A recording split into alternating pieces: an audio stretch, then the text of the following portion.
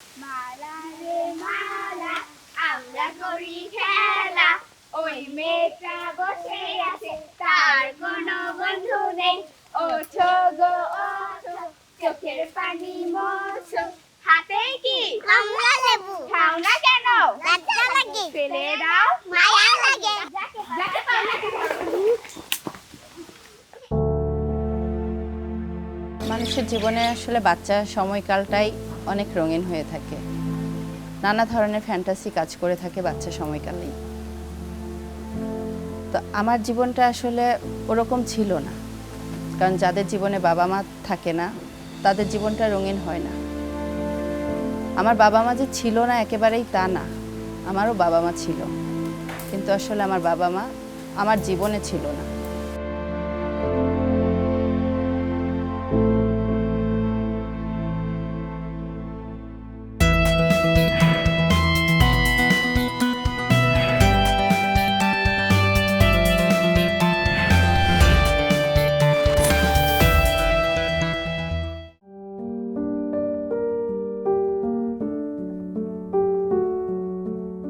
ছোটবেলা থেকে আমি আমার নানা নানি মামা মামিদের কাছে বড় হয়েছি।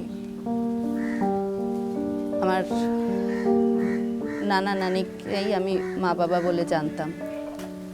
আমার মামাদের আদর স্নেহে বড় হয়েছি, আমি কখনো আমার বাবার আদর স্নেহ ভালোবাসা পাইনি।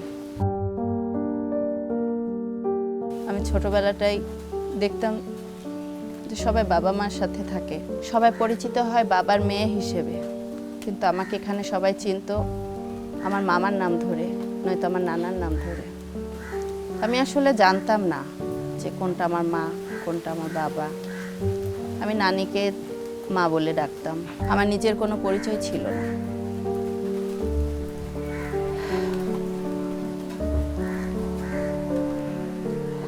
আসলে আমার জীবনের গল্পটা শুরু হয় 9 মাস বয়স থেকে। তখন আমার মা আমাকে নিয়ে আমার নানার বাড়িতে চলে আসে। আমার বাবার সাথে মার সেপারেট হয়ে যায়। তখন থেকে আসলে আমি নানার বাড়িতে থাকি। আমার মা আমাকে ছেড়ে আলাদা থাকে, অন্যত্র কাজ করে, ঢাকায় চলে যায়, এবং আমি আমার নানা নানির কাছেই বড় হতে থাকি। আমি জানতাম যে আমার বাবা ঢাকায় থাকে, চাকরি করে, কখনো হয়তো আসবে, যখন একটু বুঝতে শিখি আর কি।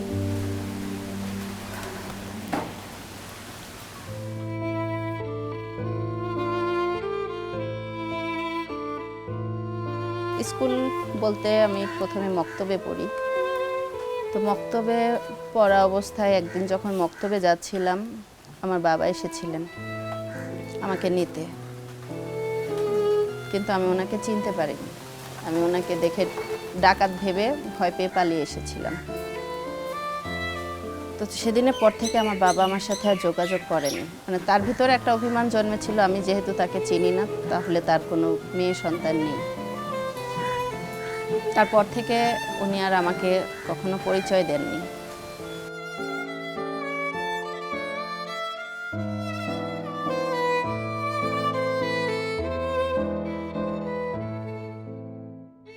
মায়ের যখন পরিচয় পেলাম তখন আমি ক্লাস 6-এ পড়ি। প্রাইমারি স্কুলে যখন 5 পাস করি, ওখান থেকে একটা সার্টিফিকেটের মতো, তো ওইখানে আমার বাবার নাম দেওয়া ছিল আব্দুর রাজ্জাক।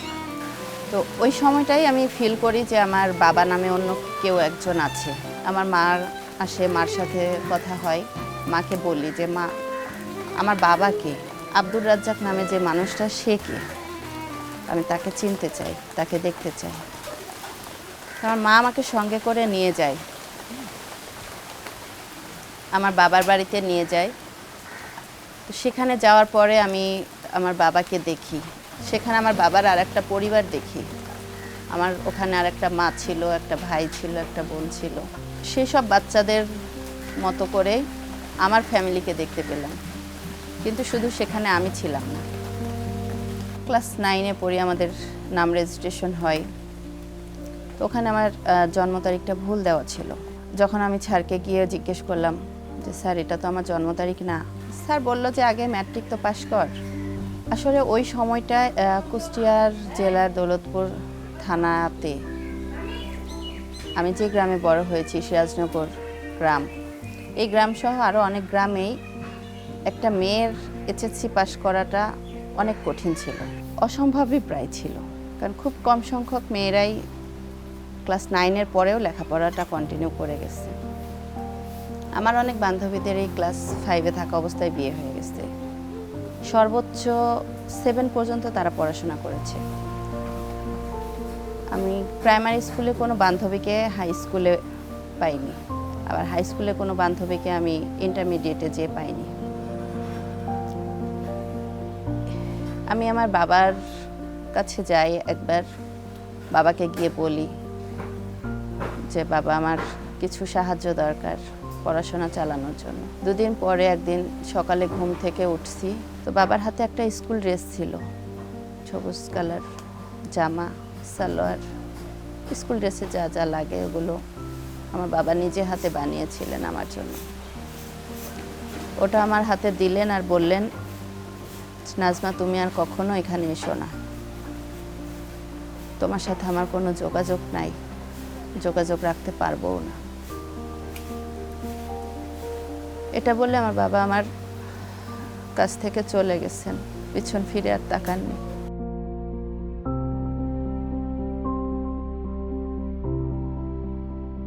তারপর আমি চলে আসি আবার গ্রামে, এসে আমি কলেজে ভর্তি হই এবং আমার পড়াশোনা চালিয়ে যাই।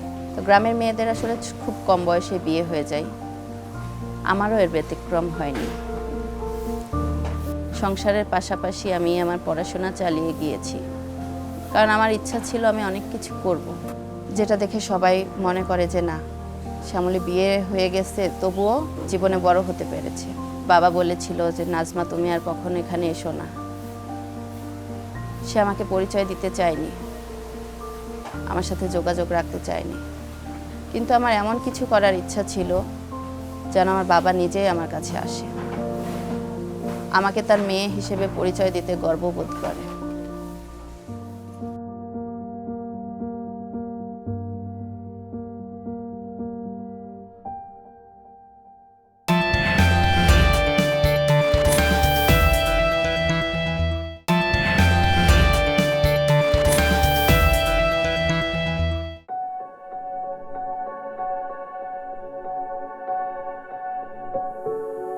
আমি মোহাম্মদ মমিনুল ইসলাম।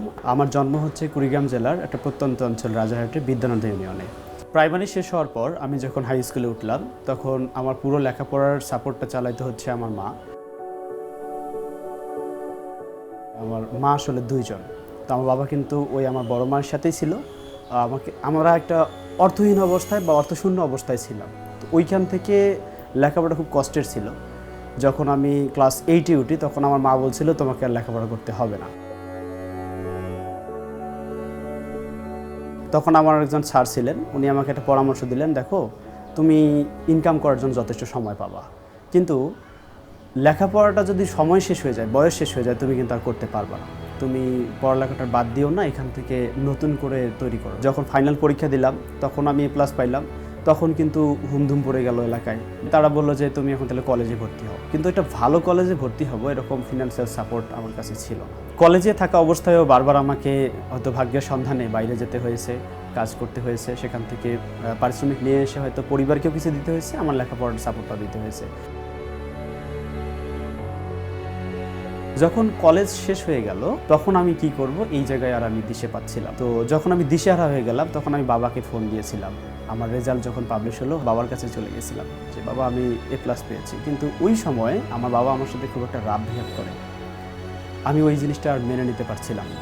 আমি হয়তো ভবিষ্যতে এরকমটা হব আমি কখনো চিন্তা করিনি, হয়তো তাদের এই বিহেভিয়ারের কারণে আমি একটা রাস্তা খুঁজে পাওয়ার চেষ্টা করেছি। এই চেষ্টাটুকুই আমার জীবনে পরিবর্তন দিয়েছে। হয়তো বিশ্ববিদ্যালয়ের ফর্ম পূরণের ক্ষেত্রে দেখা যাচ্ছে আমি মাত্র 5টা বিশ্ববিদ্যালয়ের ফর্ম তুলতে পেরেছিলাম। ঢাকা বিশ্ববিদ্যালয়, জাহাঙ্গীরনগর, জগন্নাথ, বেগম রোকেয়া এবং হাজী দানেশ। মনের যে মনোবলটা এটা কখনো হারাইনি, আমি দৃঢ় মনোবল রেখেই পড়তেছিলাম যে এই 5টার মধ্যে আমাকে একটা জায়গা লাগবে। ঢাকা বিশ্ববিদ্যালয়টা কোনো কারণে হয়নি, বাকি 4টা বিশ্ববিদ্যালয়ই হয়ে গেছে। তো পড়াশোনা যতটুকু আমার মাথায় কাজ করতো তার চেয়ে বেশি কিন্তু কাজের ফোকাসটা ছিল হচ্ছে আমার ইনকামের দিকে। এটা কিন্তু অলওয়েজ আমার কাছে একটা প্রেরণা দিয়েছে। জীবনে আমি যতগুলো স্টেপ নিতে গেছি প্রত্যেকটা জায়গায় আমি ধাক্কা খেয়েছি শুধুমাত্র টাকা পয়সার যেই সাপোর্টটা।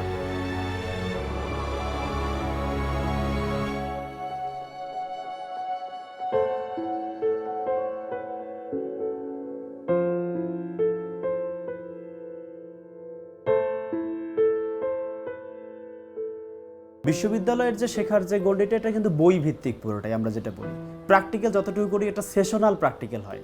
লাইফের যেটা লাইফ প্র্যাকটিক্যাল আছে এইটা কিন্তু বিশ্ববিদ্যালয়ে শেখা হয় না। মানুষের তৈরি হওয়ার বিল্ড আপ করার মুখ্য সময় কিন্তু হচ্ছে অনার্স মাস্টারের পরেই, তার আগ পর্যন্ত শুধু লার্নিং টাইম, এটাকে অ্যাপ্লিকেশন দেওয়ার মুখ্য সময় কিন্তু হচ্ছে তখন। ইউটিউব ঘাঁটতেছিলাম যে how to make money online, কীভাবে অনলাইন থেকে ইনকাম করা যায়। তো তখনই আমার কাছে একটা অ্যাড চলে আসে,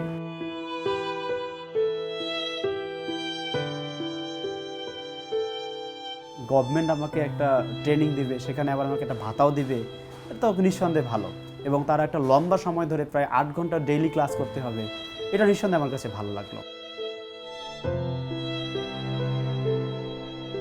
শুধুমাত্র গাজীপুর এলাকায় এই নিয়োগটা পাবলিশ হয়েছে। আমি তখন চিন্তা করলাম যে গাজীপুর বলতে তো আমার বাসা তো গাজীপুর না, আমার বাসা তো রংপুর, তাহলে আমি কি পারবো কি না, 7-5 ভেবে ফর্মটা পূরণ করে দিলাম। যাই হোক, ক্লাসে গিয়ে যখন আমি দেখলাম যে স্যারদের একটা রোডম্যাপ আছে বা তারা এভাবে শেখাতে চাচ্ছে, ওইটা দেখে আমার মনে হলো যে না, এখান থেকেই আমার জীবনের রেনেসা তৈরি হবে, আমার এখান থেকেই পুনর্জন্ম তৈরি হওয়া দরকার, এবং আমিও হয়তো বা এখান থেকেই নতুন কিছু করতে পারবো। এই নতুন সম্ভাবনাকে স্বপ্ন রেখে আমি সেখান থেকে যাত্রাটা শুরু করলাম।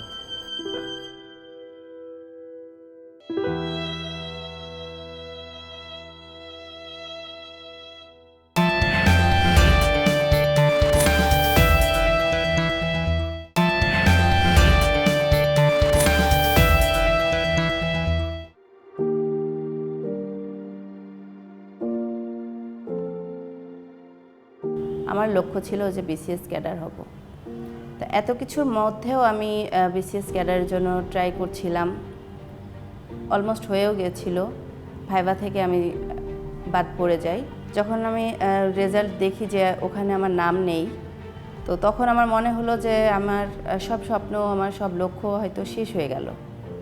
আমার জীবনের মানে কোনো দিশা পাচ্ছিলাম না, একেবারেই হতাশ হয়ে গেছিলাম। ভাবলাম যে মনে হয় আমার দ্বারা আর কোনো কিছুই সম্ভব না। আমি ভেবেছিলাম যে মানে আমি পারবো, কিন্তু আসলে আমি পারি নাই। আমার মনে এই ভয়, এই আশঙ্কা বাসা বেঁধেছিল যে আমি হয়তো আর পারবো না। তারপর আমি জবের জন্য ট্রাই করছি করতে করতে ফেসবুক থেকে আমি জব খুঁজছিলাম। এমন সময় আমি হচ্ছে এই ফ্রিল্যান্সিং বিষয়ক একটা কোর্সের সন্ধান পাই, যেটা ই-লার্নিংকে আমি ওইভাবে চিনতাম না। আমি জাস্ট ফেসবুক থেকে অ্যাপ্লাই করেছি। করার 2-1 দিন পরে দেখি আমার ফোনে একটা মেসেজ এসেছিল যে আমার একটা এক্সাম হবে। তো আমি অনেক মানে ভীতি সন্ত্রস্ত মনে এসে এক্সামটা দিয়েছি। যদিও এক্সামটা আমার ভালো হয়েছিল, তারপরেও আমি টেনশনে ছিলাম। তার 2 দিন পরে রেজাল্ট হওয়ার কথা, যে যদি রিটেন পাস করি তাহলে হচ্ছে ভাইবা হবে।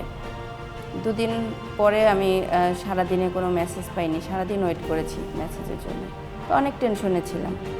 তারপরে হঠাৎ করে একটা মেসেজ আসলো যে আমাকে ইন্টারভিউয়ের জন্য ডাকা হয়েছে। লাস্ট যেদিন আমাদের ফাইনাল রেজাল্ট হওয়ার কথা, সেদিন সারাদিন চলে গেছে। আমি অনেক হতাশ ছিলাম যে মনে হয় এটাও হলো না। তারপর রাত্রে প্রায় 8:30টার দিকে হঠাৎ করে মেসেজ আসলো আমি সিলেক্টেড হয়েছি। তো ওইটা আমার কাছে মানে একটা সরকারি চাকরি পাওয়ার মতো অবস্থা হলো। ওই সময় মানে আমি ওইখানে ভাতা বিষয়ক কিছু ছিল এরকম কিছু দেখি নাই। তারপরে হচ্ছে কতদিন ক্লাস হবে না হবে এগুলোও দেখি নাই। জাস্ট 3 মাসের একটা কোর্স হবে, ফ্রিল্যান্সিং শেখানো হবে। আমি শুধুমাত্র সেটাকে ফোকাস করে এসেছিলাম। যখনই সিলেক্টেড হয়েছি তখনই মনে মনে চ্যালেঞ্জ করে নিয়েছি যে এই 3 মাসের মধ্যে আমি আবার নিজেকে গুছিয়ে নিব। আমি এই প্রতিষ্ঠানে এসে কিছু ভিশনারি প্ল্যান দেখতে পাই, সেখানে কাজ করা শুরু করে দিই। তো এইগুলোর যে গাইডলাইনটা স্যাররা আমাদেরকে দিয়েছিল সেগুলো খুবই ছিল মানে মনোমুগ্ধকর। আমি এখানে কাজটাকে পুরোটাই এনজয় করেছিলাম, কারণ আগে থেকে আমার একটু হয়তো জিনিস থাকার কারণে বা পুঁজি থাকার কারণে এই জিনিসটাকে আরও আমি বেটার ফিল পাইছিলাম। তো এখানে যেমন বিশেষ করে এসইও যে আইটেমটা ছিল, আমি তো ওয়েবসাইট ডেভেলপমেন্ট নিয়ে বেশ করার সময় ঘাটাঘাটি করছি। তো এইখানে এসে যখন দেখলাম যে ওয়েবসাইটে র্যাঙ্ক করানো, আই মিন ডিএম মমিনুল ইসলাম বা আমাকে যখন আমি নিজেকে র্যাঙ্ক করাচ্ছিলাম, তখন এই কাজটাতে খুব একটা ফিল পাইছিলাম। আমি ভেবেই নিয়েছি যে এটা আমার জব। 3 মাস আমি এখানে জব করার মতো করব এবং 3 মাসের মধ্যে যেন আমি বাসায় স্যালারিও দেখাতে পারি এইভাবে আমি কাজ করব। তো এরকম একটা ডেডিকেশন নিয়ে আসলে আমি ফ্রিল্যান্সিংয়ের এই কোর্সটা শুরু করি। তো 1 মাস সময় আসলে আমার লাগেনি, এর মধ্যে আমি freelancer.com থেকে অর্ডার পাই। মনে হচ্ছিল যে আমার দ্বার খুলে গেল, সকল দ্বারগুলো আবার খুলে যেতে শুরু করলো। তো এইভাবে আমি ফ্রিল্যান্সিং করতে করতে আমার 3 মাস ট্রেনিংটা শেষ করলাম। স্যারদের যে ফেসবুক মার্কেটিং যে বিষয়টা ছিল, স্ট্র্যাটেজিটা, বিজনেস স্ট্র্যাটেজিটা, এটা আমাকে আরও রিল্যাক্স এবং আমার মাঝে একটা নতুন উদ্দীপনা সৃষ্টি করে দিয়েছিল যে এভাবেও যদি মার্কেটিং করা যায় তাহলে আমি লোকাল মার্কেটিং কেন করব। তখন আমার এটার প্রতি একটা আলাদা একটা ভালোবাসা জন্মায় এবং এই ভালোবাসা থেকে আমি কাজটাকে আরও নিজের করে নেই, বাসায় গিয়েও অনেক শ্রম দেই। 3 মাস ট্রেনিং শেষ করার পরপরেই আমাকে ট্রেনার হিসেবে কাজ করার জন্য সুযোগ দেওয়া হলো। ফ্রিল্যান্সিংটাও আমার চলছে এখন, সেটা আমার মান্থলি বেসিসে কাজ হয়, আমি উইকলি পেমেন্ট পাই। তো সব মিলে আর কি মানে এখন আমি বুঝতে পারছি যে আমি এখন অনেকটাই ভালো আছি। এখানে আসার পর আমার যে পর্যন্ত ছিল তার থেকে দ্বিগুণ 3 গুণ প্রায় আমি এখান থেকে গেইন করতে পেরেছি, যার কারণে আমি মনে করি যে এইটা আমার পথ চালানোর একটা সুন্দর একটা পথ তৈরি করে দিয়েছে। একদম হতাশাগ্রস্ত একটা মানুষ আমি আজকের এই পর্যায়ে এসেছি এবং আমার যে লক্ষ্য ছিল আমার বাবাকে ফিরে পাওয়া, আমার বাবার পরিচয় ফিরে পাওয়া, সেটা প্রায় কাছাকাছি আমি চলে এসেছি।